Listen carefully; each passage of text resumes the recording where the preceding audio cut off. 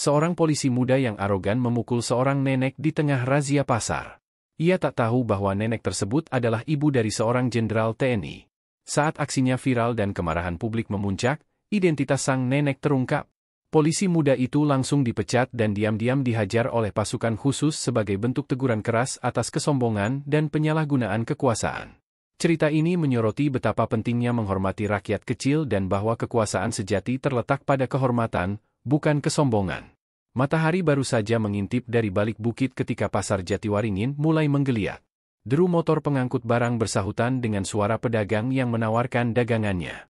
Ibu-ibu membawa keranjang anyaman, anak-anak kecil berlarian sambil mengunyah gorengan, dan penjual tahu Sumedang berseru-seru seperti biasa.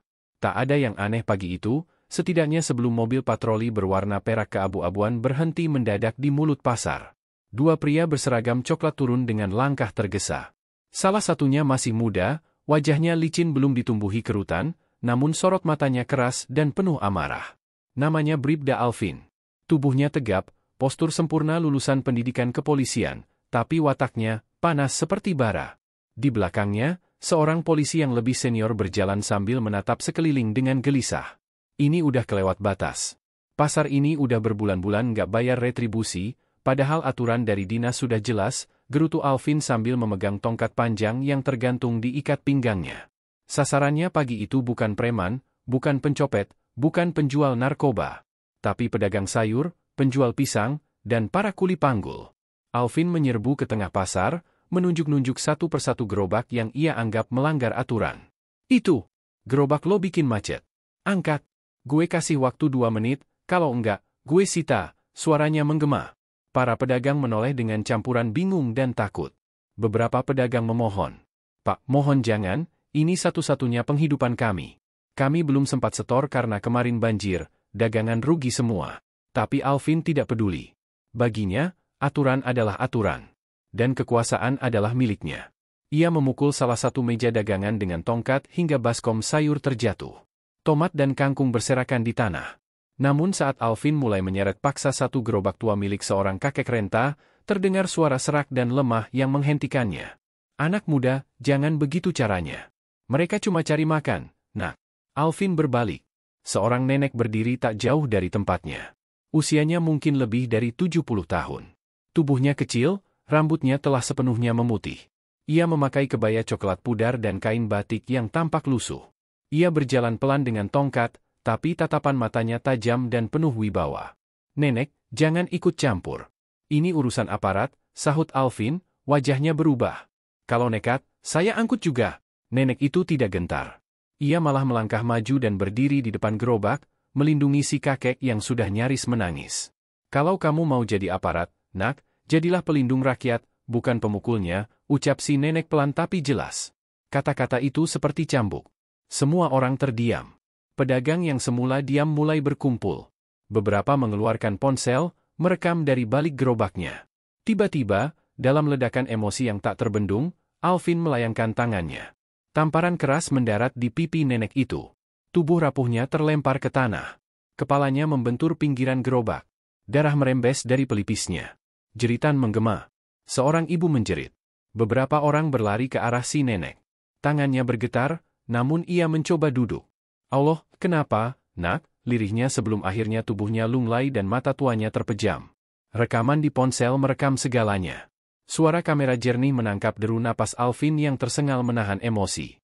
Beberapa pedagang hampir menghajarnya saat itu juga, tapi polisi senior buru-buru menarik Alvin menjauh. Apa yang kamu lakukan? Kamu gila, bisik polisi tua itu panik. Tegakkan aturan, Pak. Biar jera mereka, jawab Alvin dengan congkak. Tanpa banyak bicara, ia masuk ke mobil patroli dan pergi. Tinggal suara tangis dan jeritan menggantung di udara pasar. Sore harinya, video berdurasi 1 menit 30 detik itu telah tersebar di seluruh media sosial. Judulnya mencolok, polisi tampar nenek di pasar Jatiwaringin. Ini videonya. Netizen marah. Komentar bertubi-tubi membanjiri kolom media sosial milik kepolisian daerah. Tanda pagar nenek Jatiwaringin menjadi trending nasional dalam hitungan jam. Beberapa organisasi sipil mulai turun tangan. Wartawan datang berbondong-bondong ke pasar, mencari tahu siapa nenek itu. Yang mereka temukan hanyalah satu nama dari para pedagang, Bu Suminah. Tinggal di ujung gang kecil dekat masjid tua. Sehari-hari bantu bersih-bersih lapak orang sini. Tidak ada yang tahu banyak soal keluarga atau asal-usulnya. Tapi wajahnya yang lebam, tubuhnya yang kurus, dan keberaniannya berdiri di depan polisi membuat semua orang tersentuh. Malam harinya, di rumah dinas seorang jenderal TNI Bintang 3, seorang pria paruh baya duduk menatap layar televisi. Ia mengenakan seragam hijau dengan tanda pangkat bintang bersinar di bahunya. Tubuhnya tegap, matanya tajam, dan raut wajahnya tegas. Di layar, video sang nenek ditampilkan. Tatapannya membeku. Di sampingnya, ajudan berpangkat mayor berdiri dengan tangan menggenggam. "Itu, Ibunda Jenderal, Pak," bisik ajudan itu. Pria itu menoleh pelan. Tidak berkata apa-apa. Tapi nafasnya terdengar lebih dalam. Tangannya mengepal di atas meja. Detik itu juga, perintah darurat dikirim ke kepala staf. Kalimatnya singkat. "Temukan dia. Segera." Sementara itu, di rumah kecil berbilik papan, Bu Suminah terbaring lemah. Pelipisnya dibalut perban. Seorang bidan desa tengah memeriksanya. Para tetangga bergantian datang membawa makanan dan doa. Bu Suminah tak banyak bicara. Hanya matanya yang berbinar penuh kehangatan ketika melihat anak-anak kecil mengintip dari jendela. Ia tak tahu bahwa hidupnya, yang selama ini tenang dan sederhana, baru saja mengubah arah sejarah. Dan di tempat lain, Bribda Alvin sedang bersantai di kafe elit bersama beberapa temannya. Ia membanggakan dirinya di depan mereka. "Sudah lihat videonya? Gue trending, bro. Tapi tenang, cuma ribut bentar, besok juga lupa." Namanya juga netizen. Temannya tertawa. "Gila lu, Vin. Tapi keren sih. Tegas. Biar mereka tahu rasa." Alvin mengangkat gelas minuman dinginnya. Biar mereka tahu siapa yang berkuasa. Ia belum tahu bahwa langkahnya hari ini akan membawanya ke titik tergelap dalam hidupnya. Dan satu kalimat dari Jenderal TNI telah terucap malam itu, di markas besar yang dijaga ketat oleh prajurit elit. "Dia tampar ibuku. Maka, dia akan belajar arti harga diri." Hujan turun deras malam itu. Di balik jendela besar ruang kerja Jenderal Wiratma, suara guntur menyambar seperti dentang peringatan dari langit. Lelaki berseragam hijau itu berdiri tegak menatap keluar. Punggungnya membentang seperti tembok baja. Tak ada keraguan, tak ada guncangan. Tapi di balik matanya yang tenang, api menyala-nyala. Sebuah map coklat tergeletak di mejanya. Di dalamnya, identitas lengkap Bribda Alvin. Rekam jejak dinas, data keluarga, hingga rekaman CCTV yang belum dirilis ke publik. Semua telah dikumpulkan hanya dalam waktu 2 jam sejak perintah dikeluarkan. Anak itu bukan polisi. Dia preman berseragam, gumam Jenderal Wiratma, suaranya berat dan dalam. Ajudan Mayor Rahmat berdiri 1 meter darinya, menunduk sopan. Ia tahu betul, saat jenderal itu mulai menyebut seseorang tanpa jabatan atau pangkat, berarti keputusan telah dibuat. Hati sang jenderal sedang tak bisa ditawar. Ibunda sedang dirawat di klinik desa. Tidak mau dipindahkan ke rumah sakit. Katanya tidak ingin merepotkan siapapun, apalagi diketahui publik, lapor Mayor Rahmat. Wiratma mengangguk pelan. Tangannya mengepal. Bayangan wajah ibunya, yang selama ini menjadi alasan hidup dan berjuang, kini tergolek lemah di ranjang kecil dengan luka akibat tamparan seorang oknum tak berperi kemanusiaan. "Aku akan menemuinya malam ini," ujarnya lirih. "Tapi, Pak Jenderal, hujan. Siapkan kendaraan." Tanpa kata tambahan, Rahmat segera memberi isyarat. Dalam waktu 10 menit, satu kendaraan taktis dengan plat rahasia melaju ke arah Jatiwaringin, menembus hujan deras dan jalanan licin. Sirene tidak dinyalakan. Perjalanan malam itu bukan untuk unjuk kekuasaan, tapi untuk sebuah pembalasan diam-diam dari seorang anak kepada ibunya yang telah dihina. Sementara itu, di sebuah markas polsek kecil tempat Bribda Alvin bertugas, suasana sedang ramai. Para personel kepolisian membicarakan kejadian pagi tadi dengan bisik-bisik tegang. Video yang tersebar telah membuat kepala mereka pening. Wartawan berdatangan, aktivis mulai merapat, dan laporan dari Polda sudah masuk. Akan ada penyelidikan internal. Namun Alvin tetap santai. Ia sedang berada di ruangan belakang, duduk di kursi plastik, menghisap rokok sambil bermain game di ponselnya. Senyum sinis tak lepas dari wajahnya. "Jangan panik. Lihat aja. Ini hanya mainan politik. Semua bakal reda dalam seminggu." Netizen itu gampang lupa, katanya pada 2 rekannya yang duduk bersamanya. "Tapi Vin, itu nenek, katanya dia bukan orang sembarangan." "Orang tua? Mana ada. Udah jelas cuma pembantu pasar. Orang kampung." Belum selesai ia berbicara, seorang anggota senior masuk terburu-buru. Wajahnya pucat. Napasnya terburu. Tangannya gemetar memegang telepon genggam. Alvin, kamu harus pergi. Sekarang. Alvin menoleh malas. Kenapa? Emangnya gempa? Bukan. Kamu tampar ibunya Jenderal Wiratma. Detik itu, seolah waktu berhenti. Game di layar ponselnya otomatis tertutup. Suara tawa temannya hilang. Alvin berdiri pelan. Matanya membesar. Lo bohong. Enggak, Vin. Itu beneran. Ibunya tinggal di Jatiwaringin. Udah lama. Gak ada yang tahu, karena jenderal itu gak pernah buka identitas keluarganya ke publik. Tapi itu ibunya. Dan sekarang, markas besar udah tahu. Bahkan katanya, jenderal sendiri yang turun malam ini. Suasana ruangan jadi mencekam. Tak ada yang bergerak. Tak ada suara. Hanya suara hujan di atap seng yang menggema seperti detak waktu menuju kehancuran. Aku harus kabur, bisik Alvin, wajahnya berubah panik. Terlambat, Vin. Kamu gak bisa sembunyi dari orang seperti dia. Mobil taktis hitam berhenti di gang sempit.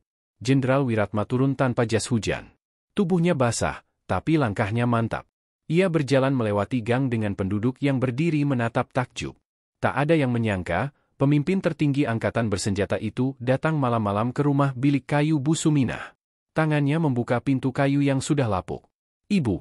Bu Suminah membuka matanya pelan. Meski tubuhnya lemah, matanya bersinar. Anakku, tangis tak bisa dicegah. Jenderal Wiratma, pria yang ditakuti banyak orang, kini berlutut di samping ranjang ibunya.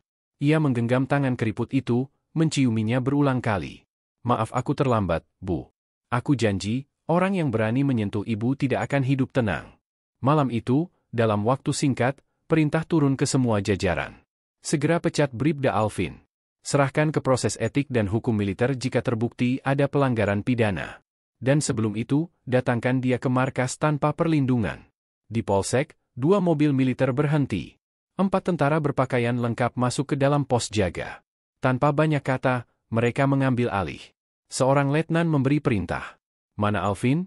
Tak ada yang berani menjawab. Tapi suara langkah dari arah belakang kantor menandakan bahwa Alvin telah mencoba kabur. Namun baru 5 langkah dari pintu belakang, ia dihadang 2 pria tegap berpakaian sipil namun bersenjata. Sekali hentakan, Alvin jatuh ke tanah. Jangan bawa saya cuma jalankan tugas. Satu pukulan mendarat di perutnya. Ia meringis. Kamu sudah melecehkan ibunda jenderal. Itu bukan tugas. Itu nista. Malam itu, Alvin dibawa diam-diam ke markas. Ia tak tahu kemana akan dibawa. Ia hanya sadar bahwa wajah-wajah yang menatapnya kini bukan lagi warga sipil, tapi tentara. Dan tidak ada satupun yang berniat memberinya belas kasihan. Di ruangan interogasi, ia ditelanjangi dari arogansi. Ditelanjangi dari seragamnya. Dan ditelanjangi dari semua kuasa semu yang pernah ia banggakan. Satu persatu kesalahannya ditayangkan, dari rekaman video hingga kesaksian warga. Kenapa kamu tampar dia? Karena dia menghalangi tugas saya. Bukan tugas. Kamu tampar rakyat. Kamu injak ibunya bangsa ini. Di tempat lain, Bu Suminah tidur tenang. Masyarakat mulai datang bergantian. Anak-anak kecil menyanyikan lagu-lagu untuk menghiburnya. Sumbangan datang dari berbagai arah. Tapi yang paling membekas adalah sebuah kalimat yang ditulis tangan oleh Jenderal Wiratma, disematkan di pintu rumah kayu itu. Ibu adalah tiang negara. Siapapun yang menyakitinya, menyakiti negeri ini. Subuh menyelimuti langit Jakarta dengan awan kelabu. Angin dingin menyusup ke dalam dinding-dinding beton markas Komando Pusat. Sebuah ruangan bawah tanah dengan tembok besi dan cahaya lampu redup menjadi saksi bisu dari babak akhir seorang manusia yang pernah merasa kebal hukum. Bribda Alvin duduk di kursi baja yang dibaut ke lantai.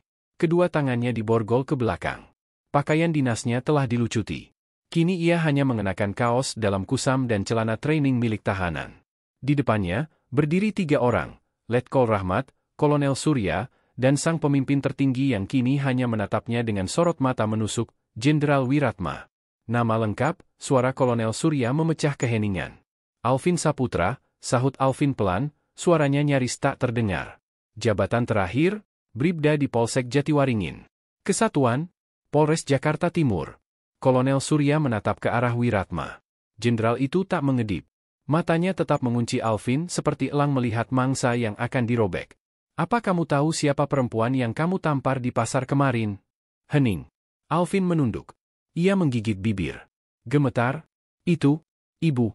Ibu dari Bapak Jenderal, lirihnya. Kenapa kamu tampar dia? Saya pikir dia hanya nenek-nenek rewel. Dia berteriak-teriak. Saya hilaf. Kata, hilaf, membuat ruangan bergetar. Jenderal Wiratma akhirnya melangkah maju. Suara sepatunya menghentak lantai besi. Ia berdiri tepat di depan Alvin. Laki-laki yang dulu begitu angkuh, kini tak lebih dari seekor tikus ketakutan di hadapan singa. Selama bertahun-tahun aku tidak membuka identitas ibuku ke publik, katanya dingin. Karena aku ingin beliau hidup damai. Tapi satu tamparanmu menghancurkan itu semua. Alvin menggigil. Ampun, Jenderal, saya tidak tahu. Kau tahu apa yang lebih menyakitkan dari tamparanmu, lanjut Jenderal Wiratma. Kau hina dia, kau sebut dia peminta-minta, padahal dia yang dulu mengayun tubuhku dengan tangan kecilnya di bawah jembatan, menjual pisang rebus demi menghidupiku. Dialah alasanku menjadi seperti sekarang. Tangannya terangkat. Bukan untuk memukul, tapi untuk menunjuk langsung ke wajah Alvin. Dan kau hanya akan menjadi pelajaran. Hari itu, berita besar mengguncang tanah air. Di layar televisi, wajah Bribda Alvin terpampang jelas.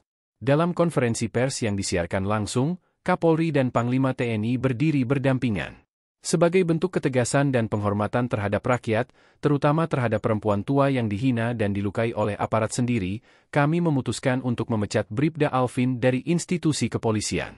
Ia juga akan diproses dengan Undang-Undang Tindak Kekerasan Terhadap Sipil dan dijatuhi hukuman maksimal sesuai aturan militer karena telah menyentuh keluarga aktif TNI. Video penyiksaan diam-diam tidak pernah dipublikasikan, tapi desas-desusnya menyebar cepat. Banyak yang mengatakan Alvin dipermalukan di depan puluhan tentara, ditelanjangi harga dirinya, dan dibiarkan merasakan setiap detik penyesalan tanpa bisa melawan. Sementara itu di desa kecil Jatiwaringin, rumah Bu Suminah kini menjadi tempat peziarahan tak resmi. Warga berdatangan bukan untuk melihat sisa luka, tapi untuk menyerap kekuatan dari seorang ibu yang dihormati oleh seorang jenderal besar. Bu Suminah sendiri masih duduk di kursi rotan kesayangannya, mengenakan selendang batik dan tersenyum tenang. Allah tidak tidur, nak, ucapnya pada anak-anak muda yang duduk di teras. Orang yang zalim pasti dapat balasannya. Kadang lewat tangan manusia, kadang lewat waktu. Tapi pasti, anak-anak kecil yang dulu sering dipukul oleh Bribda Alvin saat nongkrong di pinggir jalan kini berani tertawa lagi. Mereka bahkan membuat mural kecil di tembok rumah warga bertuliskan, "Nenek adalah benteng negeri. Siapa menyakitinya, menghancurkan tanah airnya sendiri." Beberapa bulan berlalu. Jenderal Wiratma tak pernah kembali menyebut kejadian itu secara terbuka. Tapi setiap pidatonya selalu membawa satu kalimat yang kini diingat oleh semua prajuritnya. Jangan hanya pandai menghormat saat apel. Hormatilah ibumu. Hormatilah rakyat. Disitulah nilai sejati dari seragam ini. Keadilan bukan hanya soal hukum tertulis. Ia hidup di hati mereka yang tulus dan mati di tangan mereka yang menyalahgunakan kekuasaan. Dalam setiap laku seorang aparat, ada tanggung jawab besar yang harus dijaga, menjaga rakyat, bukan menginjaknya. Dan janganlah sekali-kali orang-orang yang zalim menyangka bahwa mereka dapat lolos dari azab kami. Sesungguhnya mereka tidak akan dapat melarikan diri. Surah Al-Ankabut ayat 69. Terima kasih telah menyimak cerita ini sampai akhir. Jika kisah ini menyentuh hati kalian, silakan tinggalkan komentar, klik like, dan subscribe untuk terus mendukung cerita-cerita bernuansa moral dan inspiratif lainnya.